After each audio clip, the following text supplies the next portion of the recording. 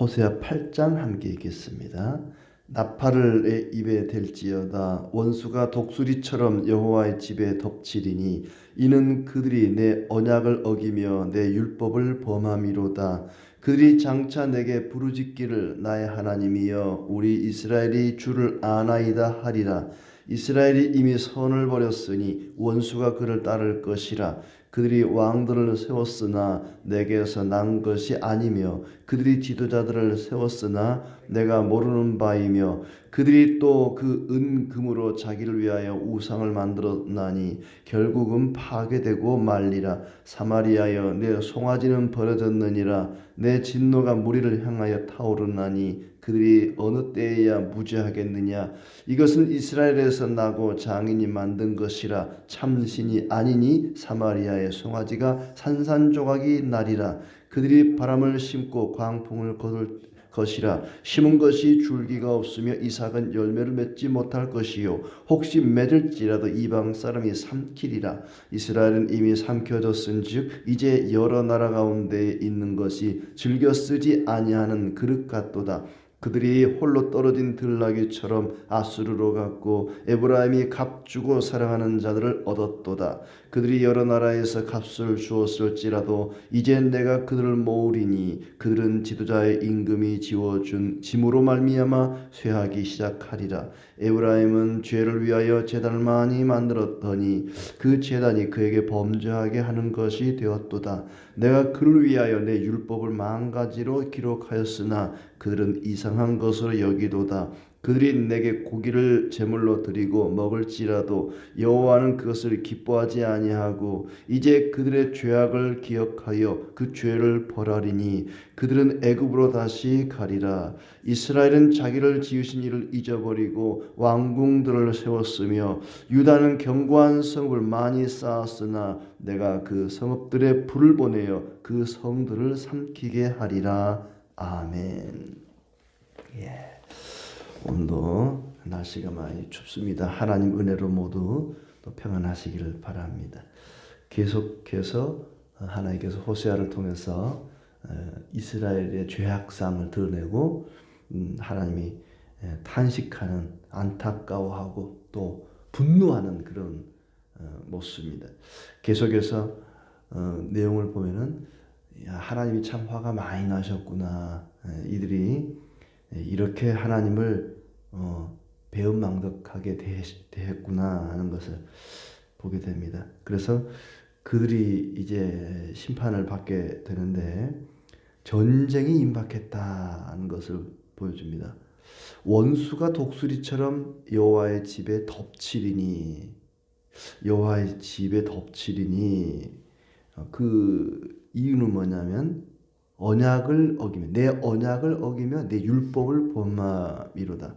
하나님의 언약을 어기고 율법을 범했기 때문에 전쟁이 일어나서 그들이 망하게 될 것이다. 하나님과의 언약을 깨고 하나님 주신 율법을 대항한 죄로 그들이 이제 전쟁을 겪게 될 것이다. 독수리가 덮칠 것이다. 아주 맹금류죠. 독수리는 이스라엘이 주를 안다고 부르짖을 것이다. 그렇게 고난이 닥치면 늘 그들은 나의 하나님이여 우리 이스라엘이 주를 아나이다 하리라. 우리가 주님을 압니다. 그러나 그것은 거짓이죠. 위기가 닥칠 때 그 위기를 모면하기 위해서 그 순간만 어떻게 좀 넘어가 보려고 하나님을 안다고 말할 것이다. 그러나 하나님은 그들의 마음을 다 압니다. 그들이 정말 진심으로 하나님을 사랑해서 안다고 하는 것인지 아니면 그 위기만을 모면하기 위해서 거짓으로 하나님을 안다고 하는지 다 안다는 것이죠.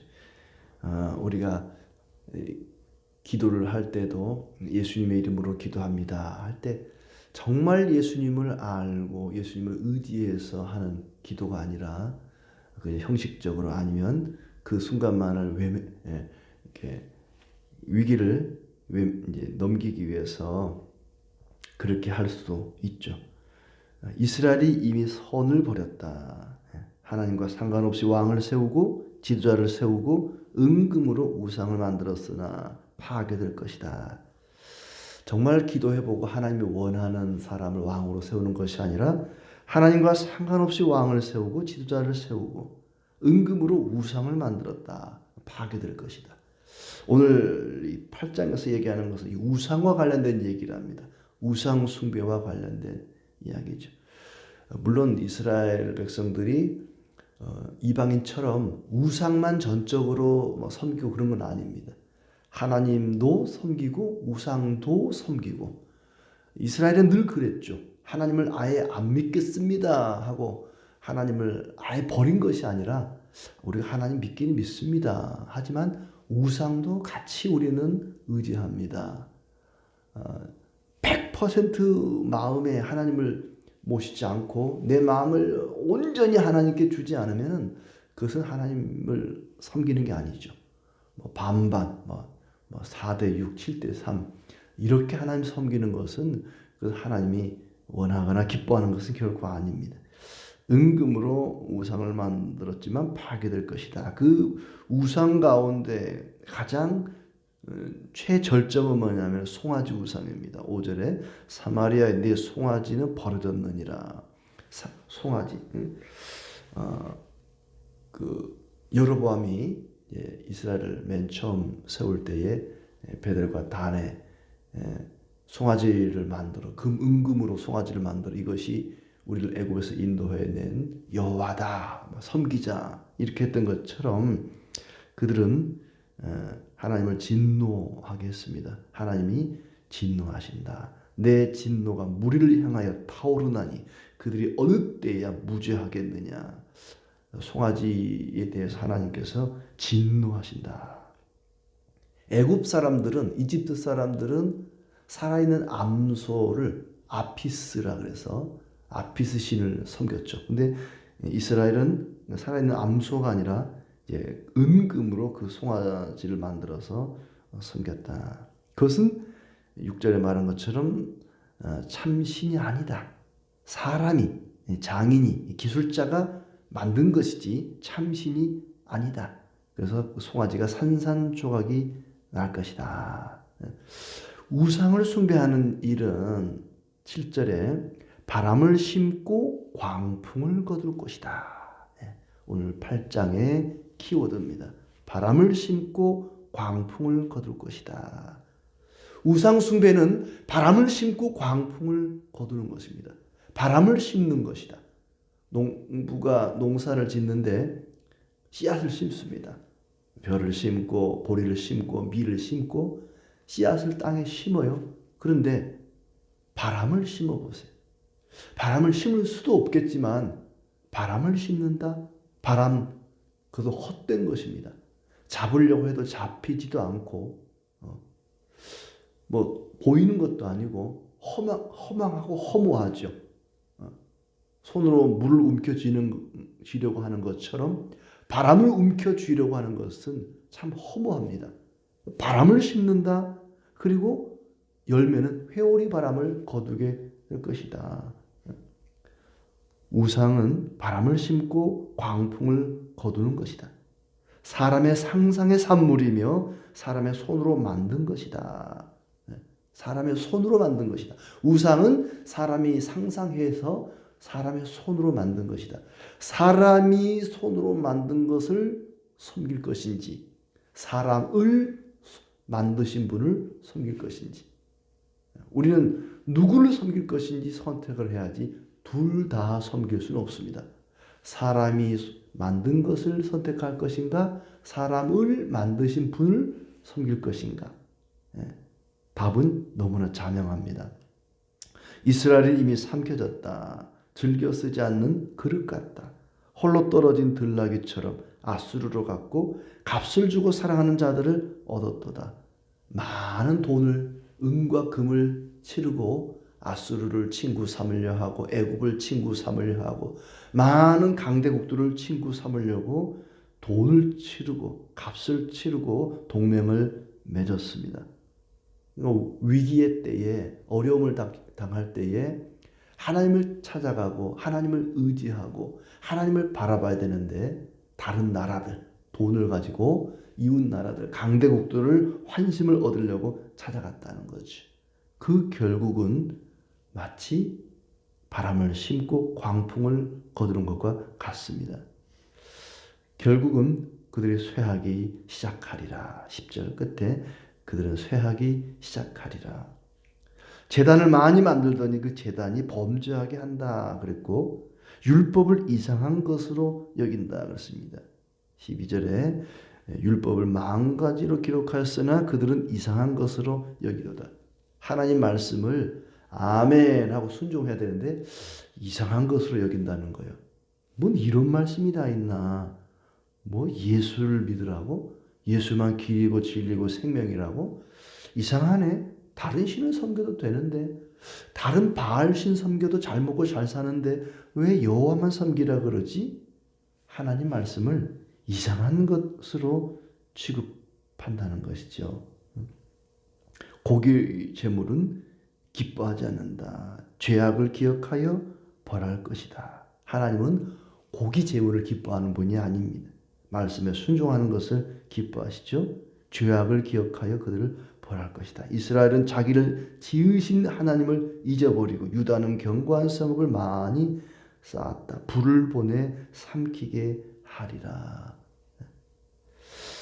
그들은 하나님을 쫓아내고 마음에서 하나님을 몰아내고 송아지 우상을 세워서 그것이 여호와라고 섬겼습니다. 마음에서 그들이 하나님을 쫓아냈습니다. 이스라엘에서 그들이 여호와를 쫓아냈습니다. 이제는 여호와께서 그들을 그 땅에서 쫓아낼 것입니다. 바람을 심고 광풍을 거두는 그 일로 인해서 그들은 쫓겨날 것입니다. 농부가 어떤 씨앗을 심고 그것을 가꾸는 일은 굉장한 노력이 필요하고 열심이 필요하고 지극정성이 필요합니다. 그들이 우상을 숭배하는 것이 마치 그와 같다는 거예요. 농부가 씨앗을 뿌리고 농사를 짓는 것처럼 우상 숭배하는 일이 얼마나 지극정성인지 모른다는 거죠. 우상 숭배하는 사람들 다른 절에 다니거나 무당을 찾아가거나 하는 사람들은 얼마나 지극정성인지 모릅니다. 무당이 하라는 대로 시키는 대로 얼마나 잘하는지 몰라요. 열심입니다. 지극정성입니다. 우리가 새벽 기도하는 거 이런 거 비교도 안 됩니다. 꼭두 새벽에 일어나서요 막 목욕제게하고 정화한수 떠놓고 막 기도하는 거 보면 얼마나 지극정성인지 모릅니다.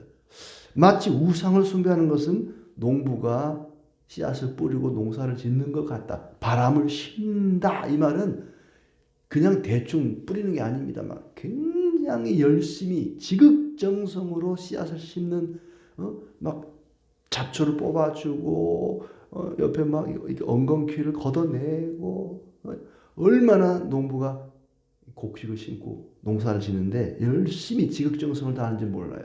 그런 것처럼 우상 숭배하는 일이 그들이 얼마나 지극정성을 다하는지 모릅니다. 그러나 결국에는 광풍을 거두게 될 것이다. 허무한 것을 얻게 될 것이다. 아무것도 남는 게 없다는 거죠. 우상 숭배의 결과는 아무것도 아니다. 아무것도 없다. 허무하다는 겁니다. 이방 나라처럼 번성하기 위해서 그들은 우상을 금송아지를 만들어 섬겼지만 그것은 바람을 심는 것처럼 회오리 바람을 얻게 될 것이다. 하나님이 그들에게 은과 금을 주었습니다. 은과 금을 준 것은 그걸로 먹고 살고 하나님께 제사 드리고 하나님을 섬기라고 준 거죠. 자기들이 일부는 먹고 살고 일부는 하나님께 영광을 돌리고 하나님을 위해서 사용하라고 은과 금을 줬습니다. 그런데 엉뚱한 목적에 그걸 쓰는 거죠. 은과 금으로 송아지를 만들어 그것을 신이라고 섬겼던 것입니다. 무엇이든지 하나님이 주신 것은 올바른 목적에 따라 써야 됩니다. 하나님이 우리에게 돈을 주셨습니다. 그 돈은 내가 먹고 살고 또 한편으로 하나님께 영광을 돌리는 데 써야죠. 그런데 그것으로 우상을 섬긴다? 무당에게 갖다 주고 구슬하거나 부적을 사거나 그것이 아니어도 하나님이 주신 그 물질의 목적을 죄를 짓는 일에 악을 행하는 일에 쓴다? 그것은 바람을 씹는 것과 같습니다. 아무것도 얻지 못할 것이다. 모든 것들을 과연 내가 이것을 하나님 주신 목적에 따라 쓰고 있는지 우리 늘 생각해 볼 필요가 있습니다. 하나님께서 우리에게 예를 들어서 예배당을 주셨다. 그러면 그 예배당은 예배를 드리라고 주신 건물이죠. 그럼 예배 드리는 일에 잘 써야 되는데 그것을 그 건물 자체를 우상처럼 여기는 경우도 또 있죠. 뭐 여러 가지가 있을 겁니다. 하나님이 나에게 주신 것이 과연 내가 그 목적에 따라 바르게 쓰고 있는지, 바르게 사용하고 있는지. 그들은 하나님이 주신 물질, 은과 금을 하나님을 위해서 또 자기들이 먹고 사는 그 일에 쓰는 것이 아니라 우상을 만들기도 하고, 또 한편으로는 이웃나라 강대국 악수르, 애굽 이런 나라에 환심을 사기 위해서 갖다 바쳤단 말이죠.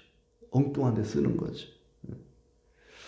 끊임없이 제사를 드렸습니다. 제단의 연기가 끊이지 않았습니다. 그러나 그것은 다 거짓이었습니다. 여호와를 안다고 하는 것도 거짓이었습니다. 결정적인 순간에, 위기의 순간에 어떻게 하느냐를 보면 압니다. 우리의 믿음이 진짜인지 가짜인지, 내가 여호와 이름을 부르고 찬송하고 기도하고 예배하는 것이 진짜인지 가짜인지, 위기의 순간에 누구를 찾아가느냐, 누구를 의지하느냐를 보면 압니다. 그들은 위기의 순간에 돈을 싸들고 강대국들을, 아수르를 찾아가고 애굽을 찾아가고 다른 나라를 찾아갔습니다. 그들의 입술에서 나오는 말들은 다 거짓이었고 그들의 제사는 다 가짜였던 것입니다. 위기의 순간에 우상을 찾고 아수르를 찾고 하나님을 아주 아무것도 할 줄 모르는 무능한 신으로 전락시켜버렸던 것입니다. 혹자들은 그럴 겁니다. 우상 숭배가 왜 죄냐?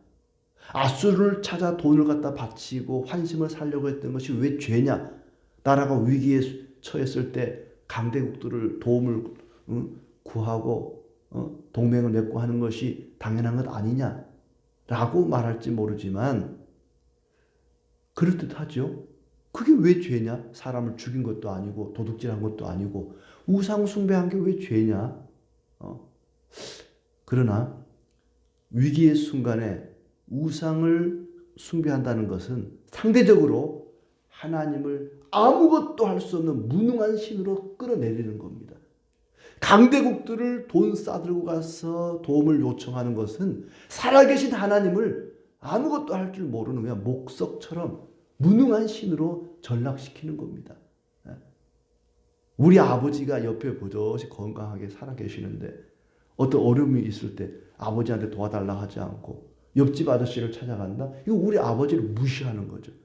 아버지를 아주 아무것도 할 줄 모르는 그런 분으로 전락을 시키는 겁니다. 하나님에 대해서 해코지한 건 없어요. 그들이 막 하나님을 욕하고 막 비방하고 그런 건 아닙니다만은 우상을 찾고 강대국들을 찾은 것은 가만히 계시는 하나님을 그냥 깎아내리는 결과를 가져오는 아주 심각한 죄를 범한 것입니다. 신성모독이죠. 하나님을 아무것도 할 줄 모르는 무능한 분으로 끌어내리는 것입니다. 그만큼 우상 숭배하는 것, 강대국들을 의지하는 것은 하나님에 대한 죄다. 그래서 하나님이 진노하시고 화를 내시고 안 되겠다. 독수리를 보내서 덮칠 것이다. 이제 전쟁으로 인해서 우상도 다 버려지게 될 것이고 너희가 무너지게 될 것이다. 위기의 순간에 내가 누구를 찾고 누구를 의지하는가? 그걸 보면 그 사람의 신앙이 진짜인지 가짜인지 알 수가 있습니다. 우리는 어떤 순간에도 하나님만을 의지하고 하나님만을 사랑하고 하나님만 바라보고 하나님을 찾고 기도하는, 그리하여 하나님께서 우리에게 늘 함께 하시고 풍성한 은혜로 우리에게 평강 주시기를 진심으로 기원합니다.